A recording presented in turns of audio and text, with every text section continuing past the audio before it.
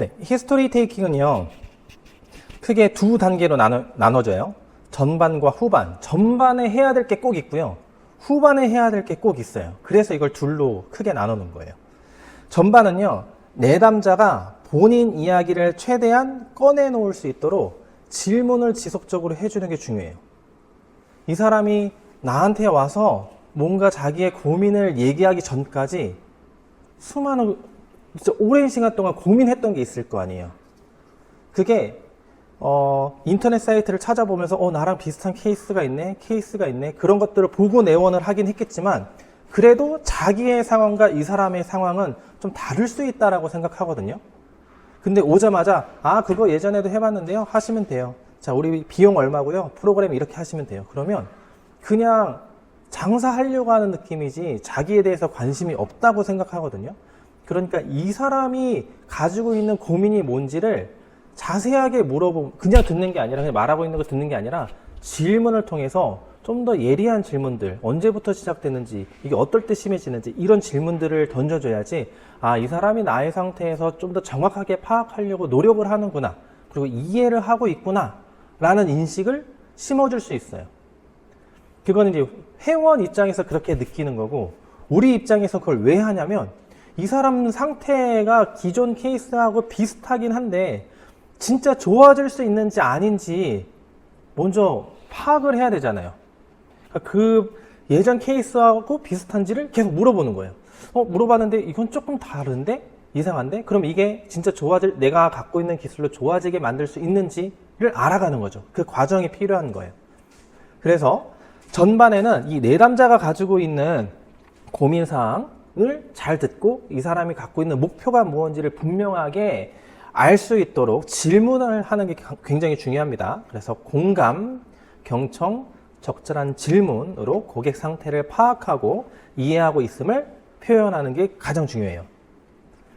그렇게 해서 얘기를 듣다 보면 이 사람도 어느 정도 지금 나를 개선시켜 주려고 하시는 분이 이해한 것 같아요 라고 하면 궁금한 게 생겨요. 진짜 좋아질 수 있는지, 이 사람이 제가 얘기한 거 다 들으셨잖아요. 저 좋아질 수 있나요? 이 얘기를 듣고 싶은 거예요. 그래서 후반에서 얘기해 줘야 될 거는 뭐냐면, 제가 비슷한 케이스, 지금 대화를 나눠보니까 예전 케이스하고 비슷한데 제가 갖고 있는 기술 중에서 그걸 해결하지 못할 특이사항은 없는 것 같고 좋아질 수 있어요 라는 얘기를 듣고 싶은 거예요.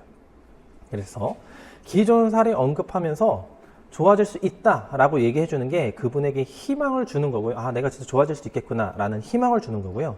이걸 조금 더 구체적으로 내가 어떻게 할 건지 설명을 해줘서 그게 그냥 희망이 아니라 진짜 들어보니까 이렇게 하면 좋아질 수 있겠네 라는 생각을 하게 하기 위해서 프로그램을 설명하는 거예요.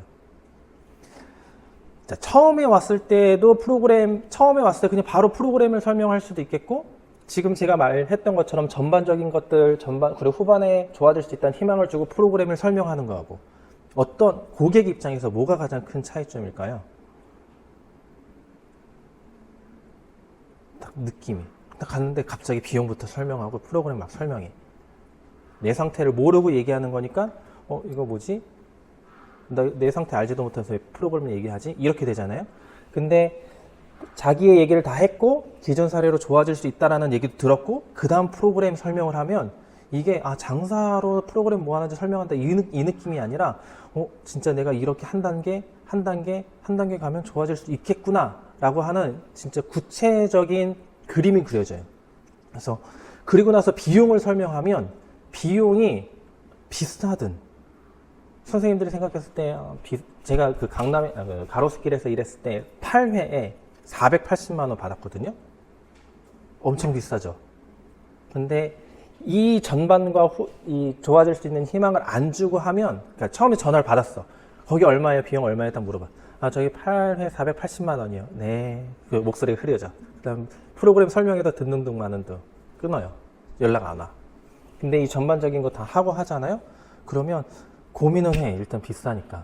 그럼 어떻게 한번 체험 받아볼 수 있어요? 체험 오실 수 있어요. 그때 체험비가 1시간 48만 원 받았거든요. 그 체험 해본다고 해. 그 체험 와서 다시 한번 우리 평가 4가지 평가 있다고 했잖아요. 그 순서대로 하고 체험은 반만 해줘요. 어느 부분이 더 고민이세요? 오른쪽이요. 오른쪽만 해줘요.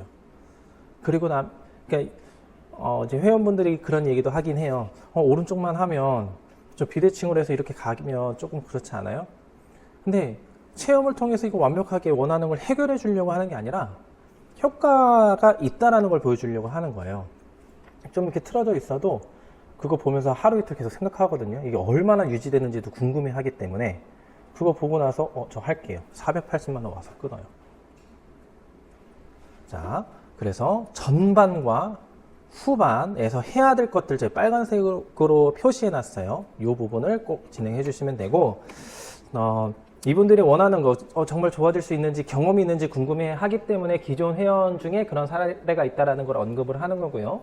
그리고 기존에 있는 그러니까 여기에 오기 전까지 이 비싼 비용을 내면서 등록을 하기 전까지 이미 많은 경험들을 하고 오세요.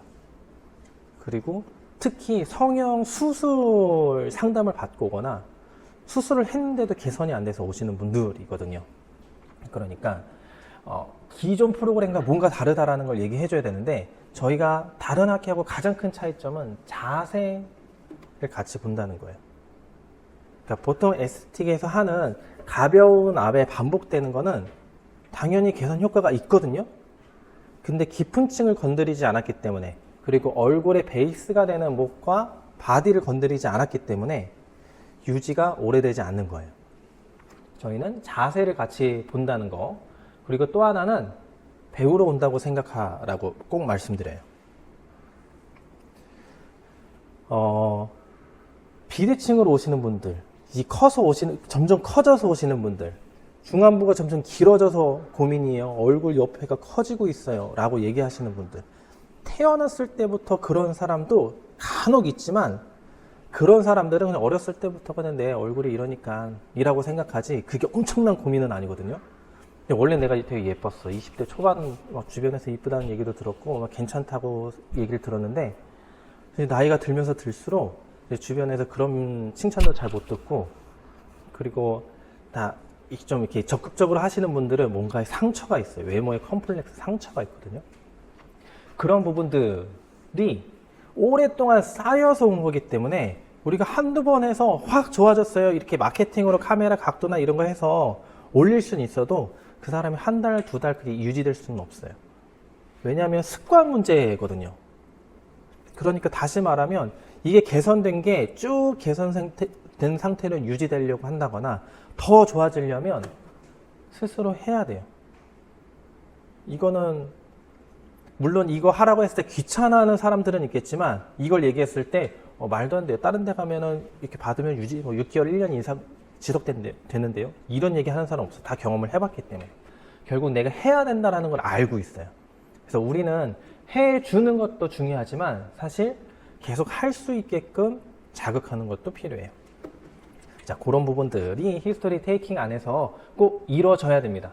이거를 첫날 얘기하지 않고 3회차, 4회차 돼가지고, 자, 이제 어느 정도 제가 해드렸으니까 앞으로는 스스로 하시는 것도 하셔야 돼요. 그래야 유지하는 데도 도움이 되고 효과가 더 좋아요. 그때 그 얘기를 하잖아요. 그 뭔가 책임 회피하려고 한다는 생각이 들죠. 그래서 좀 약점이 되는 부분들을 초반에 다 얘기하는 게 좋아요. 대신에 얘기하기 전에 뭘 해야 된다고요? 요거하고 요거를 해놓은 상태에서 얘기하셔야 돼요. 그래야지 너무 좋은데 이런 부분도 있어? 그렇지만 내가 이미 머릿속에 그려져 있는 게 있으니까, 그래 내가 이거 감수하면 진짜 이렇게 될 수 있을 거야 라는 생각을 해요. 자, 그래서 요게 가장 중요하다. 아까 전에 OPPQRST를 외우라고 말씀드렸습니다. 이게 질문하는 순서예요. 그러면 이게 무슨 순서일까요? 어떤 질문 순서일까요? 이렇게 적어놨어요. 그래서 가장 고민인 부분, 최근 가장 고민인 부분 어떤 부분이에요? 자, 최근이라고 했죠. 왜냐면 그냥 고민이 있는 부분 어디예요? 그러면 진짜 20년 전 얘기부터 다 나와요. 끝도 없어. 뭐 그 부분을 무시하라는 얘기가 아니라, 그 많은 얘기를 들어도 우리가 해줄 수 있는 거는 한계가 있거든요. 순서가 필요하거든요. 시간적인 한계가 있으니까 그냥 가장 고민인 것부터 하나씩 해결해야 돼요. 그러니까 가장 최근에 고민인 부분이 어떤 부분인지 물어보시거나, 저는 조금 더 구체적으로 어제, 오늘 가장 고민이었던 거 뭔지 물어봐요. 그러면 어디라고 딱 얘기해요. 그리고 여러 군데 얘기해도 뭐 4군데 5군데를 얘기하더라도 그 중에서 제일 고민인 거 뭔지 물어봐요. 그래서 순차적으로 하겠다라고 말씀드려요. 그래서 가장 고민인 부분이 해결이 되면 그 다음부터는 굳이 우리가 뭐 어떤 설득의 노력을 하지 않아도 첫 번째에서 효과를 봤기 때문에 그냥 잘 따라와요. 그래서 최근 가장 고민인 부분 물어보고, 5는 언제부터 시작되는지. 되게 비대칭 고민은 10대 후반부터 얘기해요. 고등학교 때부터 틀어진 것 같아요. 이 얘기 제일 많이 하고요. 얼굴 길어지기 시작해요. 빠른 사람들은 20대 중반, 그리고 30대 되면 거의 다 얘기해요. 길어지는 것 같아요. 여기 커지는 것 같아요. 여기 올라오는 것 같아요. 이런 얘기들 합니다. 그래서 언제부터 그런 현상이 일어났는지 하고, 중요한 거는 그때 특별한 일이 있었는지를 물어보셔야 돼요. 특별한 일이 없었어요 하면 이거 습관, 자세 문제예요. 그래서 우리가 개선시켜주는 것도 중요하지만 결국 습관과 자세를 바꿔주는 것도 중요합니다. 그리고 어떤 활동을 하면, 아니면 어떤 요소 때문에 더 내가 고민인 부분이 심해지거나 아니면 좀 감소되는 요소들이 있는지를 물어보셔야 돼요. 이 질문에서 이 사람의 어떤 습관 때문에 더 문제가 되고 있고 어떤 습관 때문에 좀 더 좋아지고 있고, 반대되는 습관을 찾으면 되는 거기 때문에 예를 들면 하루 종일 서 있으면 몸이 부어요 하는 사람들, 그럼 서 있는 자세가 문제가 있거나 서 있는 습관 때문에 문제인 거잖아요. 이 서 있는 습관을 바꿔도 오래 서 있지 않게끔 환경을 꾸며주거나, 아니면 서 있는 자세를 바꿔주거나, 아니면 중간중간 할 수 있는 운동을 알려주거나, 습관적인 부분들을 찾을 때 이 P 질문에서 찾습니다.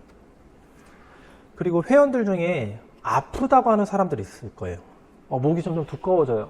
근데 목 통증도 있고요, 두통도 있어요. 이렇게 얘기하시는 분들 많을 거예요. 왜냐하면 어딘가 커지기 시작했다는 거는 한 요소, 그러니까 다치지 않은 이상 어떤 한 요소의 문제로 커지는 게 아니고 복합적인 요소들이 껴있거든요. 거기엔 체액 정체도 있고 림프 정체도 있고 근육이 커지기도 하고 근막이 두꺼워지기도 해요. 근데 통증이 있다는 얘기는 이미 거기에 다양한 구조들의 문제가 일어나고 있다는 얘기예요. 그러니까 그 구조가 문제가 됐기 때문에 통증도 일어나는 거고 붓기도 일어나는 거고 점점 두꺼워지기도 하는 거라서, 그래서 통증을 갖고 있는 분들이 꽤 많을 거예요.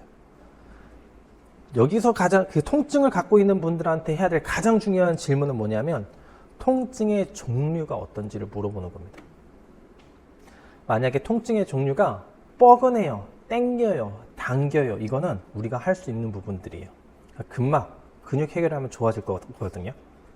근데 만약에 시큰해요, 찢어지는 느낌이 나요, 아니면 어디가 막 저려요, 마비가 오는 것 같아요, 이거는 그냥 한다고 좋아질 통증의 종류가 아니에요. 그럼 어떻게 하냐? 이거는 병원에서 같이 치료받으시는 게 좋을 것 같아요. 이 한마디만 덧붙이시면 돼요. 그러면 증상이 악화돼도 와서 우리한테 컴플레인 하지 않아요. 병원 가서 컴플레인 해줘. 그래서 통증이 있다. 그러면 특히 이런 종류의 통증은 병원 꼭 같이 가보라고 해요. 뻐근, 땡김, 찌르는 듯한 느낌, 이거는 근육 문제일 가능성이 높거든요. 그래서 우리가 계속 해주면 좋아질 가능성도 있어요. 근데 보통 좋아지면 2주에서 3주 안에 좋아져요. 근데 2주, 3주가 지나도 변화가 없고 통증이 더 심해지거나, 좀 뒤에서 물어보겠지만 통증의 정도 0부터 10까지 스케일 중에서 몇 정도 되는지를 물어보거든요. 6이나 7 이상이라고 하면 똑같이 병원 진료 같이 보시는 게 좋을 것 같아요 얘기하시면 돼요. R은요, 아프다고 한 쪽이 어깨인데 어깨만 아픈지 아니면 어깨에서부터 팔이나 등 쪽으로 이렇게 쭉 타고 내려가는지를 물어보는 거예요. 보통 여기가 아픈데 탁 찝을 수 있고 여기만 아파요, 아니면 여기저기 아프다고는 하지만 이렇게 손가락으로 다 찝을 수 있는 정도면 근육 문제일 가능성이 높아요. 이것도 마찬가지로 통증의 종류가 뻐근하고 땡기고 바스 스케일이 6, 7 이하면 그냥 하셔도 되는데 그 이상이면 병원, 꼭 가보라고 해요. 특히 타고 내려가면 병원 진료 꼭 같이 보라고 말씀드리시면 돼요. 자, S는 0부터 10, 통증의 종류를 0부터 10까지라고 하면 몇 정도 돼요? 이렇게 물어보면 되는데 이게 사람마다 좀 기준이 다르잖아요. 그래서 10이 살면서 10이 언제였어요? 물어보시는 거 질문 하나 추가해 주시면 돼요. 그리고 0부터 10, 0에서 1은 하나도 안 아픈 거, 2에서 3은 움직일 때는 아픈데 가만히 있을 때는 아프지 않은 거. 나름대로 객관적인 글씨 상황을 써주면 조금 더 객관적으로 고객들이 선택할 수 있어요. 자, 마지막으로 T는 시간이에요. 여기가 처지는 것 같아요. 언제부터요? 3년 전부터요.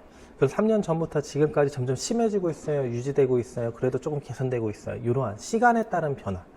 아침에 좀 더 심해 두드러지는 것 같아요. 저녁에 좀 더 두드러지는 것 같아요. 저녁에 더 두드러지는 것 같아요. 아침에 괜찮아요? 아침에 괜찮아요. 무슨 차일까요? 아침과 저녁의 가장 큰 차이.